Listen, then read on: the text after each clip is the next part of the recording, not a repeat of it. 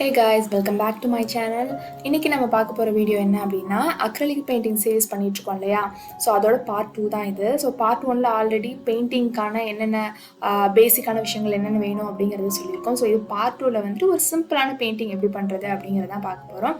So என் கூட சேர்ந்து நீங்களும் இந்த பெயிண்டிங்கை வந்து சேர்ந்து பண்ணுங்கள். ஸோ ஃபஸ்ட்டு பெயிண்ட் பண்ணுறதுக்கு வந்து நான் அக்ரலிக் பேப்பர் தான் எடுத்திருக்கேன். உங்கள்கிட்ட அக்ரலிக் பேப்பர் இல்லை அப்படின்னா வந்து நீங்கள் நார்மலான ஸ்கெட்ச் பேப்பர் எடுத்துக்கலாம். பட் நார்மலான ஒயிட் பேப்பர் வந்து எடுக்க முடியாது, ஏன்னா அது வந்து ரொம்ப தின்னாக இருக்கும். ஸோ பெயிண்ட் வெளியே வந்துடும். நம்மளுக்கு பேப்பர் வந்து திக்காக இருக்கணும். அதுக்கப்புறம் நம்மளுக்கு வந்து அக்ரிலிக் பெயிண்ட், அப்புறம் வந்து ப்ரஷ், அப்புறம் வந்து அந்த பெயிண்ட்டை வந்து மிக்ஸ் பண்ணுறதுக்கான பேலட் ஒன்று வேணும். அப்புறம் வந்து ரொம்ப முக்கியமானது 2 பாட்டிலில் வந்து தண்ணி எடுத்துக்கணும். நான் முன்னாடியே சொல்லியிருந்தேன் இல்லையா? ஸோ 2 பாட்டிலில் தண்ணி தேவை. ஒன்று வந்து க்ளீன் பண்ணுறதுக்கும் ஒன்று வந்து பெயிண்ட் பண்ணுறதுக்கும் வேணும். நான் எடுத்துருக்க பேப்பர் வந்து A4 சைஸுங்கிறதுனால எனக்கு அவ்வளோ பெருசு வேணாம் அப்படின்னு சொல்லிட்டு நான் அது வந்து ஹாஃபாக பிரிக்க போகிறேன். ஏன்னா நம்ம இன்றைக்கி பண்ண போகிறது வந்து ரொம்ப சிம்பிளான ஒரு பெயிண்டிங் தான். ஸோ அதில் பாதி இருந்தாலே போதும்னு சொல்லிட்டு அதை பிரிக்கிறதுக்கு வந்து நான் மாஸ்கிங் டேப் யூஸ் பண்ணியிருக்கேன். ஸோ நீங்கள் மாஸ்கிங் டேப் யூஸ் பண்ணுறப்ப என்ன ஆகும் அப்படின்னா, நீங்கள் வந்து பெயிண்ட்டை வந்து அந்த சைடு வந்து டச் ஆகாமல் இருக்கும், கொஞ்சம் நீட்டான ஃபினிஷ் கிடைக்கும். அதுக்காக தான் இதை யூஸ் பண்ணுறோம். ஸோ ஃபஸ்ட் நம்ம ஸ்கை வரைய போகிறோம். ஸ்கை வரைகிறதுக்கு வந்து நான் 2 கலர் யூஸ் பண்ணியிருக்கேன். ஒன்று வந்து ஸ்கை ப்ளூ கலரும் ஒயிட் கலரும் யூஸ் பண்ணியிருக்கேன். ஸோ மேலே வந்து ஸ்கை வரைகிறோம். ஸோ அதுக்கு கீழே வந்து கடல் இருக்க மாதிரி வரைய போகிறோம். ஸோ அது ரெண்டும் தனித்தனியாக சாலிடாக தெரியணுங்கிறதுக்காக அதுக்கு நடுவில் வந்து நான் மாஸ்கிங் டேப் வந்து ஒட்ட போகிறேன். அது ஒட்டுறப்போ உங்களுக்கு வந்து கரெக்டாக பர்ஃபெக்டாக அதோட ரிசல்ட் நல்லாயிருக்கும். அதுக்காக தான் அதை யூஸ் பண்ணுறோம்.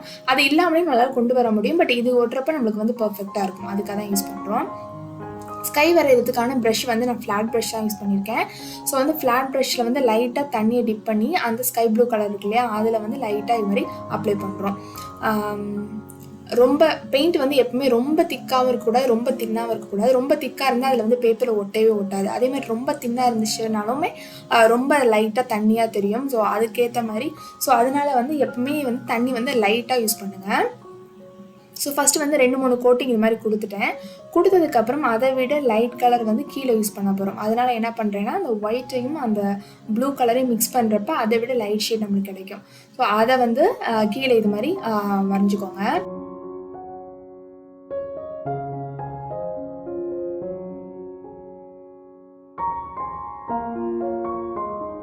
இதே மாதிரி கீழே வந்து 2-3 கோட்டிங் கொடுத்துக்கோங்க. இப்போ வந்து ரொம்ப ப்ளைனாக இருக்க மாதிரி எனக்கு தெரிஞ்சிச்சு. ஓகே, கொஞ்சம் டார்க் ஷேட் ஏற்றலாம் அப்படின்னு சொல்லிட்டு நான் கொஞ்சம் டார்க் ப்ளூ கலரை வந்து மேலே மட்டும் லைட்டாக இது மாதிரி அப்ளை பண்ணிக்கிறேன். இப்போ வந்து ஸ்கை ஃபுல்லாக முடிச்சாச்சு. இது ஃபுல்லாக ட்ரை ஆனதுக்கு அப்புறம் வந்து என்ன பண்ணுறோம் அப்படின்னா, க்ளவுட் வரைய போகிறோம். ஸோ க்ளவுடுக்கு வந்து நம்ம ப்ரஷ்ஷும் யூஸ் பண்ணலாம், பட் வந்து இங்கே வந்து நான் ஸ்பாஞ்ச் யூஸ் பண்ணியிருக்கேன். ஸோ ஒரு பிகினராக இருக்கவங்க ஸ்பாஞ்ச் யூஸ் பண்ணுறப்ப வந்து அந்த க்ளவுடோட ரிசல்ட் வந்து பர்ஃபெக்டாக இருக்கும். நம்ம பாத்திரம் விளக்க யூஸ் பண்ணுவோம் இல்லையா, அந்த ஸ்பாஞ்சே பர்ஃபெக்டாக இருக்கும்.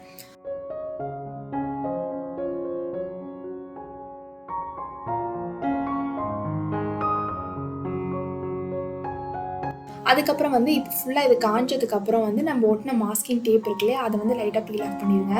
இப்போ அதே மாஸ்கிங் டேப்பை வந்து மேலே ஒட்டுறோம். ஸோ வந்து மேலே ஒட்டுறப்ப வந்து நீங்கள் ஸ்கை ஃபுல்லாக வந்து காஞ்சிருச்சா அப்படிங்கிறத வந்து கன்ஃபார்ம் பண்ணிக்கோங்க. இல்லாட்டியும் அந்த பெயிண்ட் பண்ணதும் இதிலே ஒட்டிக்கும். மேலே ஒட்டுறப்ப தான் நம்ம கடலுக்காக அடிக்கிற கலர் வந்து மேலே வந்து ஸ்கையை வந்து டச் பண்ணாமல் இருக்கும். அதுக்காக தான் மேலே ஒட்டிக்கிறோம். இப்போ நான் ஸ்கைக்கு யூஸ் பண்ண அதே கலர்ஸை தான் வந்து கடலுக்கும் யூஸ் பண்ண போகிறேன். ஸோ வந்து டார்க் ப்ளூவையும் லைட் ப்ளூவையும் லைட்டாக மிக்ஸ் பண்ணிவிட்டு இது மாதிரி 2-3 கோட்டிங் ஃபஸ்ட்டு அடிச்சுக்கிறேன்.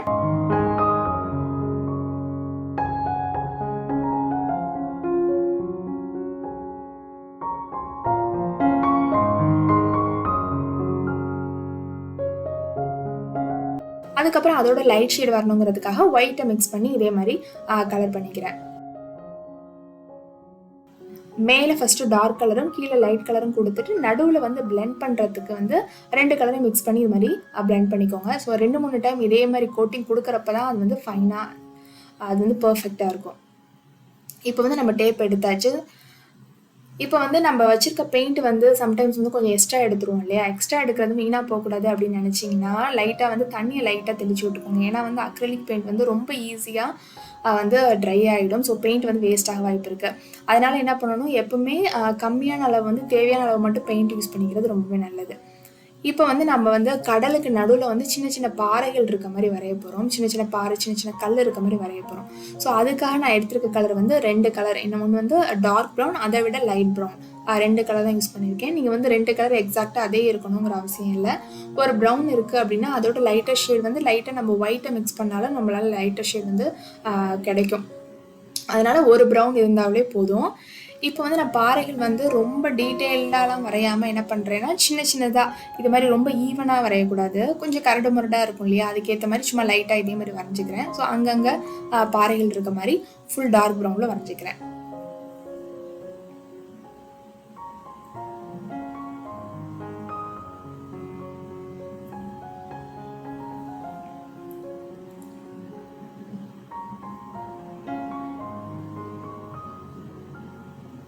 இது ஃபுல்லாக வரைஞ்சதுக்கப்புறம் இந்த கலர் காயறதுக்கு முன்னாடி அதுக்கு அடுத்த ஷேடை வந்து மேலே வந்து நம்ம கலர் பண்ணுறோம். இது வந்து லைட்டாக தான் நம்ம அப்ளை பண்ணணும், நம்ம ஃபுல்லாக அப்ளை பண்ணக்கூடாது.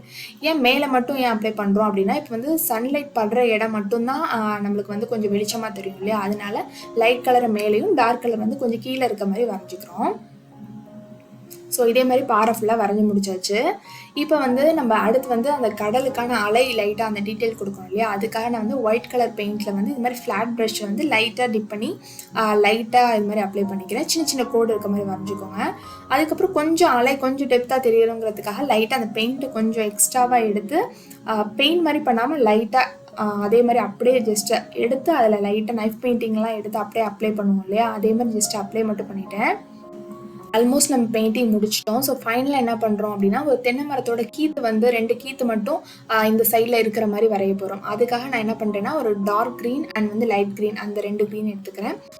அதுக்கு வந்து ரவுண்ட் ப்ரஷ் தான் இங்கே யூஸ் பண்ணியிருக்கேன். ஸோ ரவுண்ட் ப்ரஷ்ஷில் டார்க் க்ரீனை யூஸ் பண்ணி ஜஸ்ட் தென்னங்கீத்து இருக்கிற மாதிரி லைட்டாக இதே மாதிரி வரைஞ்சிக்கிறோம்.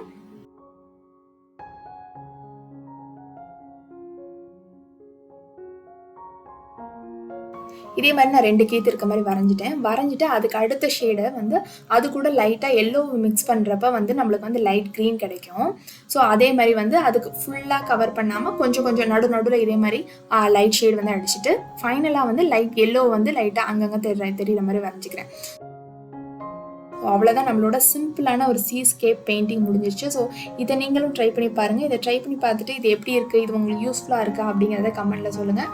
வேறு எது மாதிரிலாம் வீடியோஸ் போடலாம், இல்லை இதே மாதிரி சிம்பிளான பெயிண்டிங் போடலாமா அப்படிங்கிறதையும் மறக்காமல் கமெண்ட்டில் சொல்லுங்கள். இந்த வீடியோ பிடிச்சா மறக்காமல் லைக் அண்ட் சப்ஸ்கிரைப் பண்ணிக்கோங்க. தேங்க்ஸ் ஃபார் வாட்சிங்.